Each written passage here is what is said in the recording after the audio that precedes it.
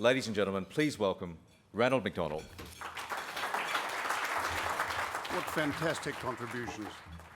And to follow Les Carline, who of course was Graham's appointed successor, although he didn't expect him to be appointed so early in his life. But right from the beginning, Graham saw him as the next editor of The Age after him. The two of us, not my title. Quite recently, I attended the memorial service for a distinguished Melbourne journalist. The person giving the eulogy waxed lyrical about himself, his role in the person's life, and how much assistance he had been to him, how close a friend he was, and the influence he had had on the deceased. The person he was meant to have been talking about scarcely got a look in. As we left the church, I said to my wife, "I'm going home to alter my will. If I have a funeral service, I'd like to at least be mentioned at it." Now, my contribution tonight, as I say, has been given the title of the two of us. But you will not be bombarded with the word "I" by me, for it was him. Graham, for 9 all too short years, led The Age from the front, from the middle, and from the sides. It's one hell of a job being editor, as some know, and of course, Les knew twice. The pressures are enormous, and particularly when you're charged, as Graham wanted to be charged, with, at the age of 36, making the paper the best, the most relevant and the most influential and trusted journal that you can. Now, just as you cannot buy players, bring them in to the AFL side and expect to win a premiership, that's something I know a little about. Graham first identified the best talent from within the company and then brought in from without. He nurtured, he encouraged, he cajoled to get what he wanted from a terrific group of journalists, of photographers and cartoonists, sub-editors and designers, plus those in production, marketing and distribution. It was a very large team with a captain who, to use a football expression again, was an undisputed Brownlow medalist. He was, after all, a Walkley Award winner and a terrific writer. As sporting editor David Austin told Ben Hills, and he was terrific, he made you feel what it would have been like batting alongside Bradman. Graham Perkin was just the best of journalists and a good man with it.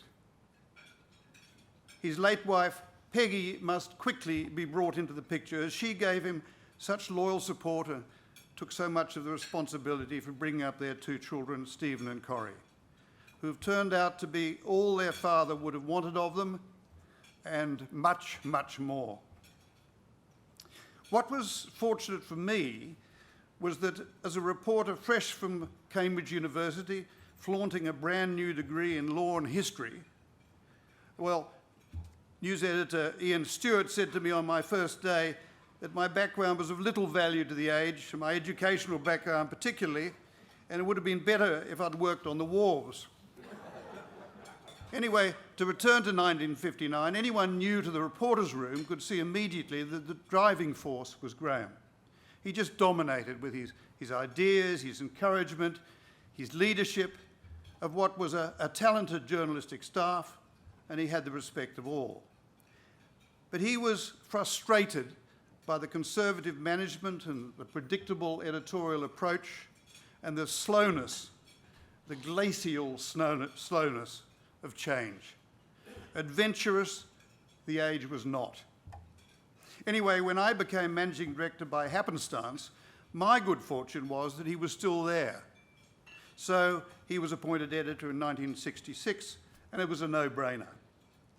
And Graham became a close friend and partner, and our approach to what needed to be done melded, matured and expanded.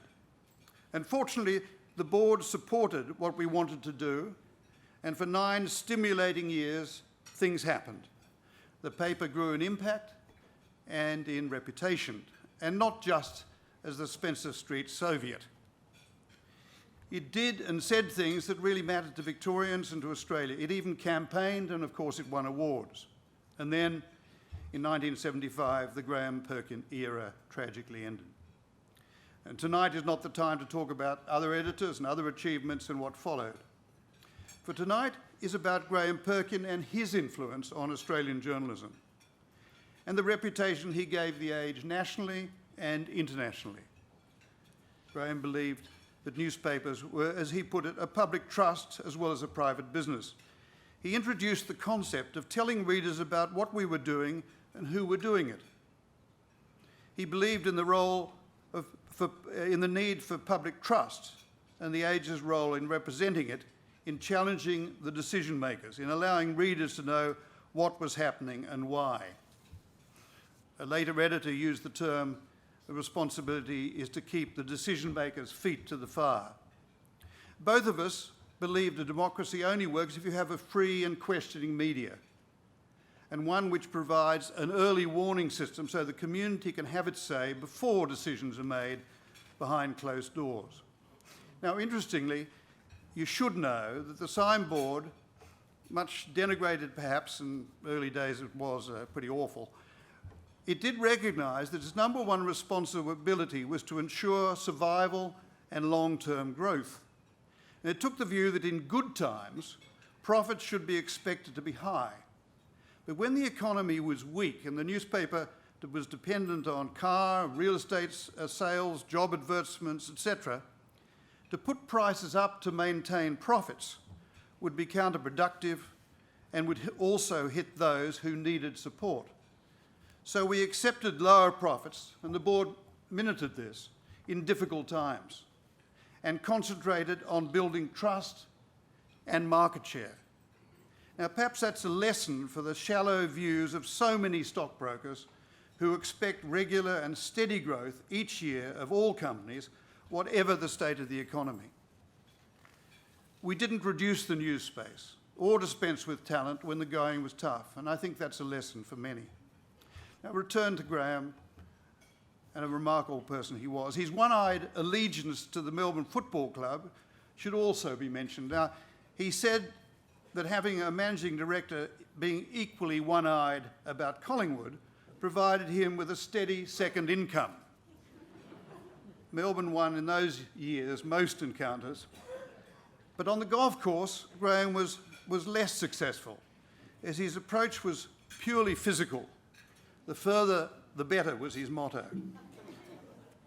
He was great company. He had a terrific sense of humour.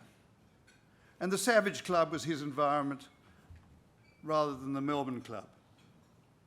He filled a significant place in my life with nothing being off limits for debate and discussion. We spent a lot of time discussing and working on the perennial theme of how to make the Age a better paper. I could talk for ages about Graham, but you've heard so much. And I've just, as I came here this evening, I just suddenly realised that you have to be over 60 to have really been influenced by Graham. And that's an extraordinary thing, perhaps 58, certainly directly. When Creighton Burns died in 2008, and he was a loyal Perkin lieutenant and friend, and incidentally someone who came in the day after Graham's death and said, if you're thinking of me as editor, I can't do it. I need to be away from the office. He was so affected. Anyway, when he died in 2008, someone at his memorial service said what a huge responsibility it was to be a newspaper editor. And I quote, "You're required to enter into public discussion and debate while observing, questioning, collecting views and information, planning ahead, while at the same time contributing as a senior executive in a public company. Political, advertising and social pressures are part of your daily routine." Creighton met all the demands of this job and this job description and then some. I'd give him an A+. He added that Burns had fought tirelessly for editorial independence, for robust journalistic excellence, and for the public's right to know. I would like to have had the wit to have used those same words 33 years earlier when Graham Perkin died, as I did for dear Creighton, and I would like to have put them in lights.